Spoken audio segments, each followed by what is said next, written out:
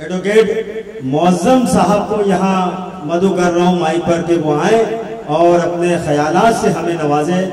मौज़म साहब यहाँ तशरीफ लाए हैं, एक मरतबा जोरदार तालियां बजाएं मौज़म साहब के लिए।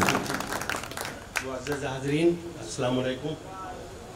ये इनके लिए शेर इसलिए नहीं पढ़ा, मैं पढ़ा जा सकता है, मेरी ज़मीन पे बहुत शेर है, लेकिन ये एडवोकेट है, मुझे घर भी जाना है। एडवोकेट एक शेर आपको पढ़ता हूँ मैं। किसी शायर ने शायद मजाक में कहा होगा, पैदा हुआ वकील तो शैतान ने कहा। तो आज हम भी साहिब औलाद हो गए। दोस्तों, वकील की बहुत बड़ी जिम्मेदारी होती है। अगर आप वर्ल्ड क्लास की बातें करें तो सबसे ज्यादा इंसाफ और सबसे मेहनत का अगर पेशा कोई है, अगर कोई नोबल प्रोफेशन है तो वकालत है। कोई भी पेशा बुरा नहीं होता, उसमें जो काम करते हैं वो बुरे होते हैं। मिसाल के तौर पे मैं एक आध दो मिसाल देता हूँ। डॉक्टर का पेशा बहुत बेहतर होता है, लेकिन आप सुनते हैं कभी किडनी, कभी वगैरह वगैरह का स्कैम आता रहता है, किडनियाँ निकाल के बेच देते हैं। इसका मतलब ये नहीं कि पेशा बुरा है, कुछ लोग बुरे होते हैं जिसके वजह से पेशा जो बदनाम होता है। दोस्तों, वकालत एक ऐसी चीज है जो बहुत ही मेहनत, मशक्कत और इंसाफ की बात रहती है।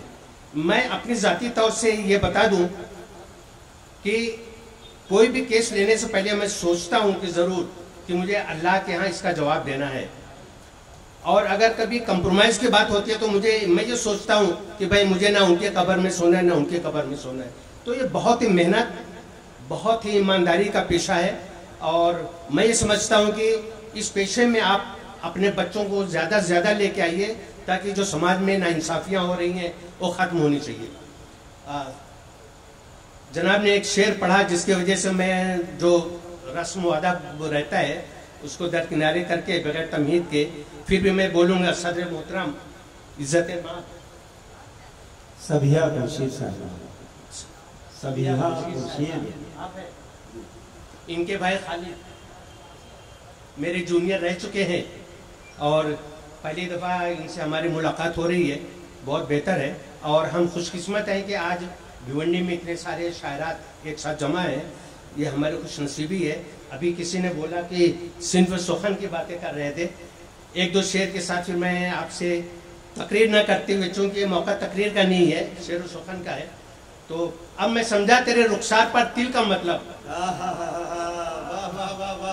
अरे तालियां बजा दो दोस्तों, एडवोकेट। अब मैं समझा तेरे रुखसार पे तिल का मतलब दौलत हुस्न पे दरबान बिठा रखा है।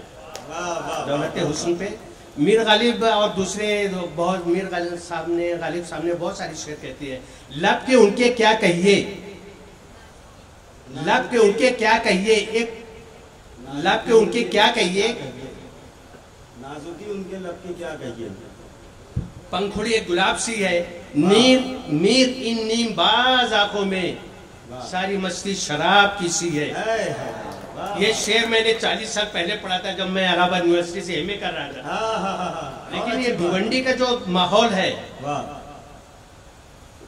तो कभी मेरा एक ऐसा मामूल था कि मैं हर रोज एक शेर पढ़ता था और 10 नए अल्फाज याद करता था।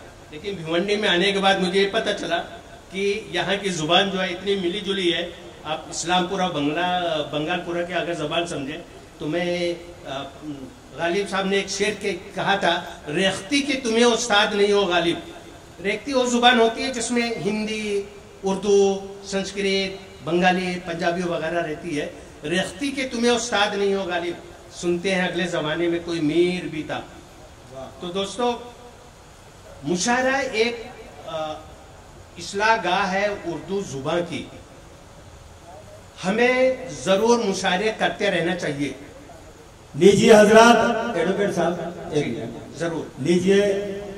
आज के जश्न, जिनका जश्न होने वाला है, अलका शरर साहिबा यहाँ तशरीफ, जोरदार तालियों से इस्तेमाल करिए। अलका शरर साहिबा यहाँ तशरीफ ला रही है। आज की शाम इन्हीं के नाम, उनका इस्तकबाल है। तमाम लोगों ने तालियां बजा करके मोहतरमा का इस्तकबाल किया, और मैं समझता हूँ कि आखिरी वक्त तक तमाम लोग इसी तरीके से तालियों से उनका इस्तकबाल करते रहेंगे। बहुत मुख्तसर, मुशायरे होते रहने चाहिए, क्योंकि जब हम मुशायरे में आते हैं तो ऐसा लगता है कि हम उर्दू ज़ुबान में पहुंच गए हैं, क्योंकि यहाँ सिर्फ उर्दू का मामला रहता है।